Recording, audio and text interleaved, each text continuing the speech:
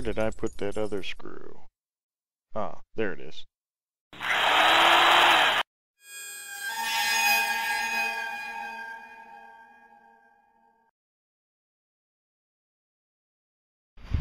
Okay, sorry to shake everybody up a little bit, but this is the shape of the core of the scythe. It's not the actual scythe itself. This is the core because this is going for my nephew's son, who's only going to, or he's only 7 now. He just turned 7. So I didn't want him going around hacking people up with a piece of oriented strand board. What I did was I drew the pattern out on a box of Ziploc bags. This is just the box that I dismantled, laid it out, and I drew it in pencil, but I couldn't see it on camera, so I redid it in Sharpie.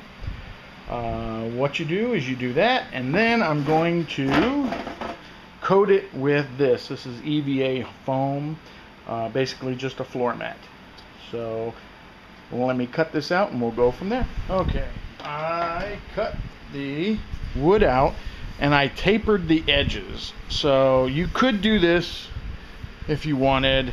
I would do this probably with a piece of plywood instead of this oriented strand board. It likes to flake off, where plywood tends to hold together a little bit better. It looks kind of cool. I mean, you can see it tapered, and I think if you painted it, that might look good for an adult, but for a costume, whatever.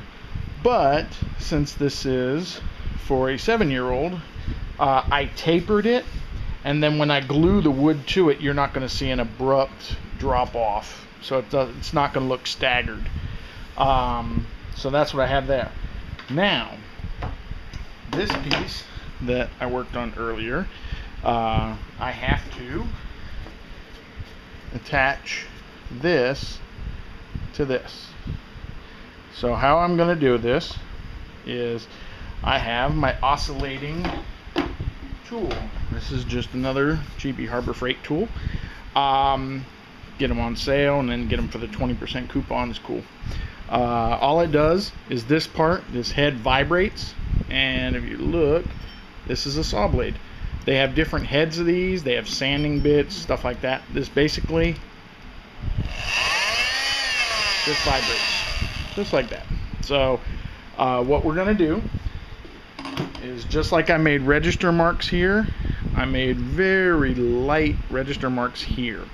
What I'm going to do is I'm going to notch this, just the protruding parts first, and then once I get it down, I'm going to connect the lines and just dig into the bones a little bit, once I dig through these protruding parts, I'm going to dig into the bone right here, and that'll give me a little bit more edge to hold on to.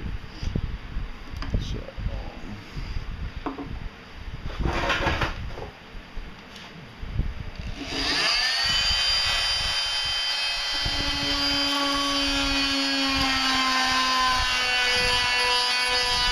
okay, well, I sanded the rough shape of this. The PVC part that we talked about, that I showed you how I made, is still a tight fit, and I like it. What I did was I ended up sanding it out a little bit, just because when I mocked it up, it was going to be very difficult to get in a car. It would work in a truck or a van, something like that, but a car might be hard because this thing was so huge. So what I did was, where'd you go? Aha, you're over here hiding from me. What I did was I sanded the inside of this just a little bit, cleaned it up, and I got just a plain piece of PVC pipe. Sanded it down so it's a little bit smoother, so it slides in and out no problem. And what I did was I notched part of this out. Kind of see it is. And how that works is this pushes up inside fairly far, and I notched it so the wood can still fit between it. Now the reason why I did that was because I'm going to drill some holes in here and attach this PVC neck to this part. So it's only going to take 3 screws and you can pop the scythe blade off. So that's kind of the way I'm working at it right now. Since I have this set up, I really did not like, let's see if I can push that in there. That's about where it's going to go. However, I don't like how round and bulging out these are.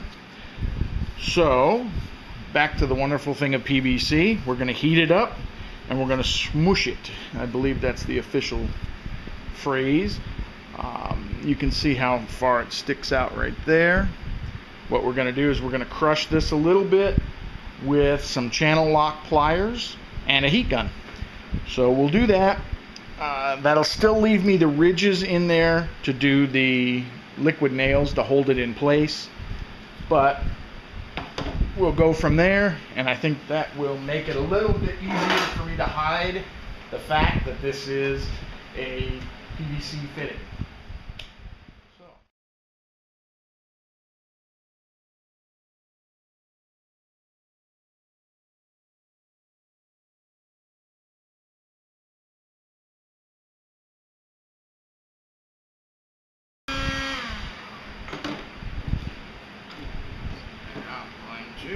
Push that there, and that is still warm through my gloves, so I would have been really stupid if I pushed that without my gloves on. This top one I'm using as my test piece because the skull is going to fit right on top of this. So this one you won't see at all. The bottom one you will. 2 reasons. One, it has to be accessible to the screws.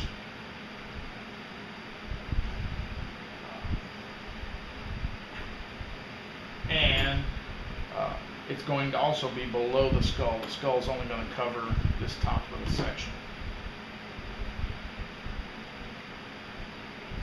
So I got it so hot you can actually see it tweak the shape of it. But that's why we invented sandpaper. Part of the reason why I'm trying to get this tight is, 1, it'll look better, but 2, it won't crack and it'll be a stronger seam when I screw it down into it.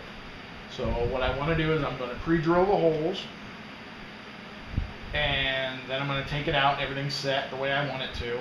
I'm going to put in some liquid nails and then screw it down. That should make it go absolutely nowhere. And by it being a tight pressed fit like that, I'm not going to have to worry about any wobble. I think that'll set up rather nice. I am debating, because I'm going to put a screw back here to attach this piece.